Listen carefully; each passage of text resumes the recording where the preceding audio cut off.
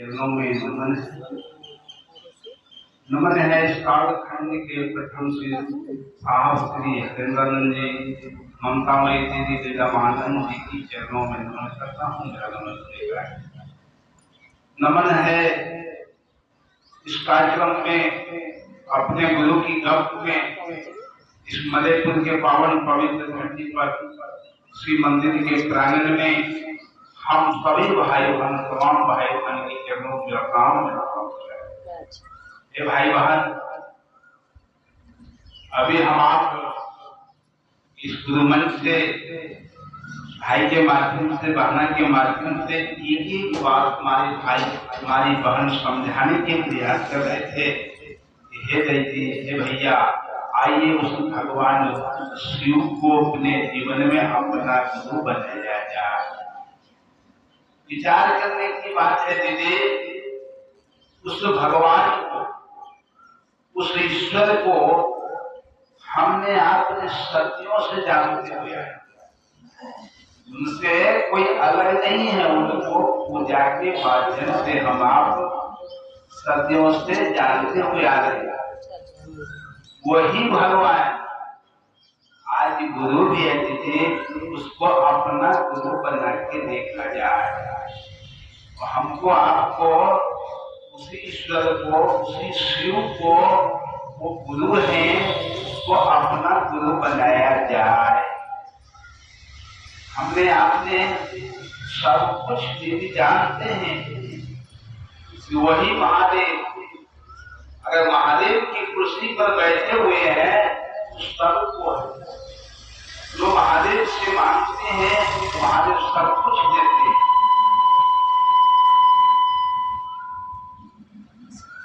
हमने आपने दीदी सुने कि वो महादेव सबके लिए जो चीज मांगिएगा देने का ही काम करिए।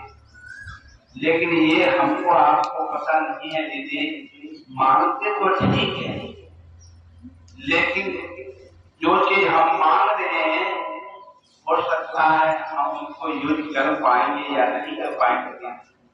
उस महादेव से पुत्र मांगते हैं, जमीन मांगते हैं, घर मांगते हैं, फोर व्हीलर की गाड़ी मांगते हैं, रहने के लिए सुंदर बंगला मांगते हैं। अब विचार करिए दीदी, ये चीज जो हम आप मांग रहे हैं, क्या आपके साथ रहेंगे? ये आपका अपना है क्या? हमने आप नहीं समझ रहे। जिस पुत्र को आप इतनी मेहनत से पाले, इतनी जतन लगा, उनको पढ़ाए लिखाए, और वो पुत्र आज आपको मां समझ रहे हैं, पिता समझ रहे हैं क्या? क्यों नहीं समझ रहे दीदी? इसलिए कि वह पुत्र के पास अज्ञानता है, नासमझी है। ज्ञान के अभाव के कारण से वह भटक चुके हैं कि वह नहीं समझ पा रहे हैं ये मेरी माँ है, ये मेरी पिता है, ये मेरे समाज के परिवार है। ज्ञान के अभाव के कारण से पुत्र तो मांगे, पुत्र तो महादेव दे दिए, लेकिन ऐसा नहीं मांगे दीदी। एक दिन इस पुत्र जब मैं खटिया पर रहूंगा, लाठी के सहारा लूंगा, यही पुत्र हमको मदद करेंगे, अच्छे वाणी बोलेंगे, अच्छे भोजन के लिए हमको आपको इज्जत मान से प्रोत्साहन करके बुला करके भोजन कराएंगे। ऐसा बुद्धि मांगी पुत्र तो मांगे, लेकिन ऐसा नहीं मांगे कि ऐसा पुत्र दीजिएगा महादेव कि एक दिन हमको अवस्था में वो हमको सहारा दे, वो मुझे मदद करे। ऐसा नहीं क्या नहीं मांगे। ये भाई बहन, वो महादेव को सब कुछ दिए, लेकिन ज्ञान तो नहीं, ज्ञान को।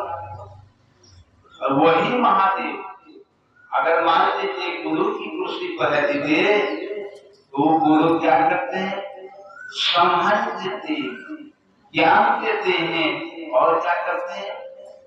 समझने का ज्ञान देते हैं। कौन देते हैं? गुरु देते हैं। किसको देते हैं? अपने शिष्य को देते हैं। तो शिष्य बनिएगा तब, शिष्य जब बनिएगा दीदी, तब ने आपको गुरु मिलेंगे। गुरु जब होंगे तो अपने शिष्य को क्या करते हैं, अपने शिष्य को क्या करते हैं, दया ही करते हैं और क्या करते हैं, परिमार्जन करते हैं और दिशा और दशा को बदलते हैं और क्या करते हैं, अपने शिष्य की वो गारंटी देते हैं। विचार करने की बात है, वो गुरु और शिष्य का जब संबंध बनेगा, रिश्ता जब बनेगा तब गुरु ज्ञान है और शिष्य क्या है, ज्ञानता है, उनको समझ नहीं है, गुरु जी तो जान रहे हैं ना, इसको तो जानते हैं, इसको क्या चाहिए, ज्ञान चाहिए। तो गुरु जी जब ज्ञानी होंगे, गुरु जी ज्ञान अपने शिष्य में भर देते हैं और अच्छे व्यवहार करते हैं, अच्छे रहन सहन होता है, अच्छे वातावरण होता है, तो वही शिष्य समझ हो जाता है, सचमुच में ये मेरी माँ है, ये मेरी बहन है, ये मेरे समाज के परिवार है। किसने दिए, गुरु दिए। जब उनके गुरु होंगे तब, इसलिए साहब श्री हरिंदानंद जी के माध्यम से इस तरीका सुनते समय सबको अधिकार दिया दीदी, अरे वही महादेव को अपना गुरु बना दीजिए, और जब अपना गुरु जब बनाइएगा, अपनापन का भाव दीजिएगा, आपको उनको समझना होगा दीदी सचमुच में ये मेरे गुरु है और मैं उनका शिष्य हूँ। तब दीदी कहा गया है कि आप अपने गुरु मान करके अपने गुरु से दया की याचना करिए। हर समय जहाँ भी है, जैसे हैं आप अगर मान लीजिए किसान वर्ग का है दीदी, किसान का जब काम कर रहे हैं तो वहां भी आप अपने गुरु से दया की याचना कर सकते हैं।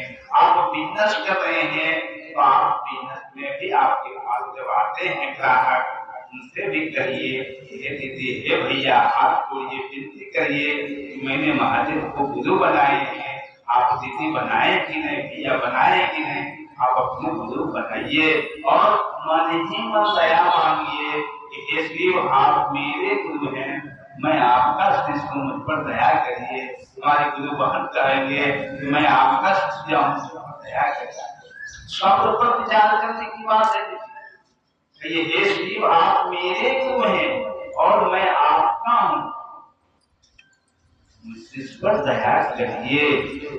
ये किसने कहा, साहब आवाज लगाए। और यही हम आप प्रतिपल उसको सोचते रहिए, विचार करते रहिए, मेरे गुरु शिव हो जाए।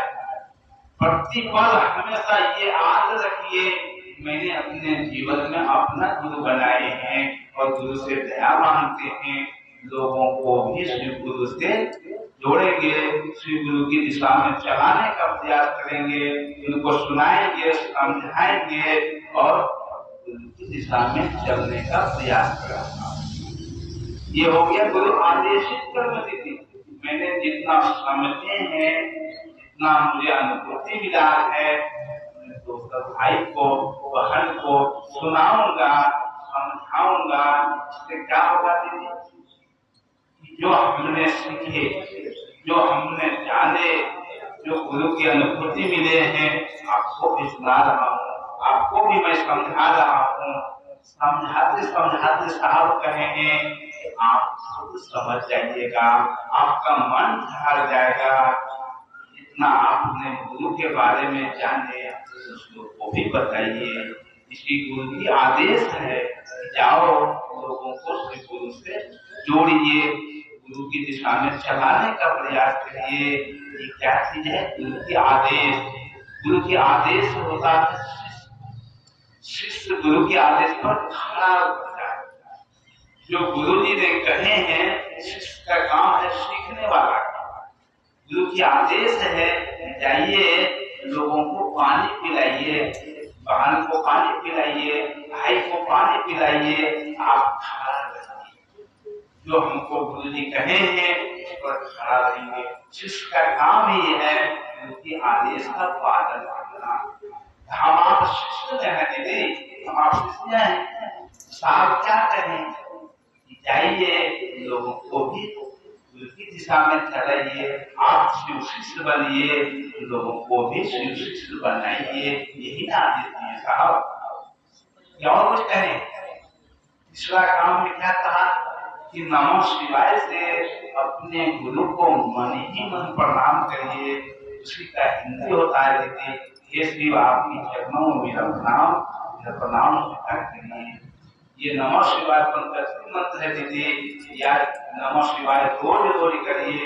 108 बार जब हम नमः शिवाय से अपने गुरु को मन ही मन प्रणाम करते हैं तो हमारा आपका जो कर्म फल है वो कर्म फल मिलेगा। क्या होता है, कर्म फल टूट जाएगा और धीरे धीरे साफ कहें आपकी दुख दर्द कम हो जाएगा और महादेव की दिशा में चलने लगिएगा, गुरु की दिशा में चलने लगिएगा, आपका मन।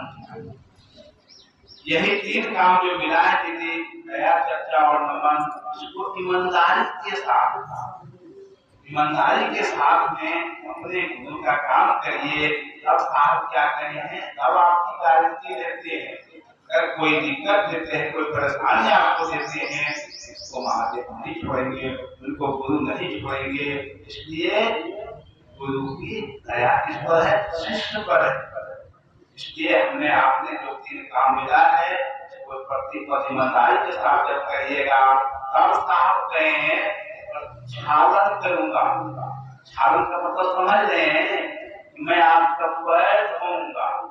देख लीजिए, वो महामानव आपको पैर धोने के लिए इसलिए कहे हैं कि साहब का आपकी बेगूसराय की धरती पर महादेव पूछे क्या करते हो, कहा मैं शिव शिष्य बनाते हैं। देखिए साहब कहे कि मैं शिव शिष्य बनाते हैं, आपको शिव शिष्य चाहिए। मान भोर से बोली निकल गए, मैं शिव शिष्य बनाते हैं, तो शिव शिष्य देखिएगा कि नहीं। इसलिए साहब कहे हैं, ये भाई बहन मैं आपको हाथ जोड़ता हूँ, विनती करता हूँ, शिव शिष्य एक आप हैं, लोगों को भी शिव शिष्य बनाइए। इसलिए साहब का संकल्प है, अपना संकल्प जोड़ दीजिए, दोनों का संकल्प हो जाए दीदी, हम आप भी चलते रहिएगा। इसलिए साहब कहे हैं कि आपको मैंने राजमार्ग कर दिए हैं, इसी रास्ता के राही बन जाइए और चलते रहिए। धीरे लोगों को सूचना देते रहिए, संदेश आपको जाते रहिए और आगे बढ़ते रहिए। एक दिन आप मंदिर को पहुंच जाइएगा, कहीं कोई दिक्कत नहीं, कहीं कोई परेशानी नहीं है। शिव शिष्य का रास्ता आसान तरीका कर दिए हैं साहब। हम आपको दीदी जो साहब कहे हैं उस पर करने का काम करते रहिए। एक दिन हम आप भी शिष्य बनेंगे। साहब कर दिए हैं, एक हरिदानंद है जो पूरे सारे दुनिया को निहाल कर दिए हैं।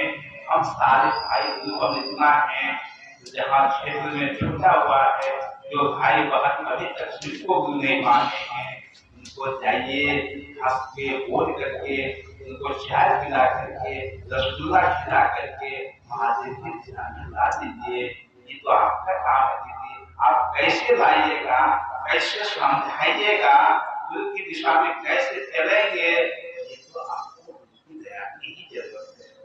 आप सोचिएगा कि हम समझाएंगे, आपसे नहीं होगा दीदी। इसलिए जब गुरु से दया मांगिएगा, गुरु से दया मान करके जब जाइएगा, तब गुरु की दिशा में वो भाई बहन नाम का दर्ज कराएंगे, प्रेरित करेंगे, तब वो आपका गुरु की दिशा में चलेंगे। इसलिए दीदी साहब जो कहे हैं तो विनती मांगिए, हाथ जोड़िए और हमको आपको ईमानदारी के साथ अपने गुरु की दिशा में चलते रहना है। जब तक गुरु नहीं मिलेंगे, जब तक गुरु की दया नहीं मिलेंगे, तब तक हमको आपको चलते रहना है। इसलिए हमको आपको जो काम मिला है दीदी, वो ईमानदारी। आइए मैं इन शब्दों के साथ अपनी वाणी को गुरु के चरणों में विराम देते हुए तमाम भाई बहन के चरणों में मेरा प्रणाम।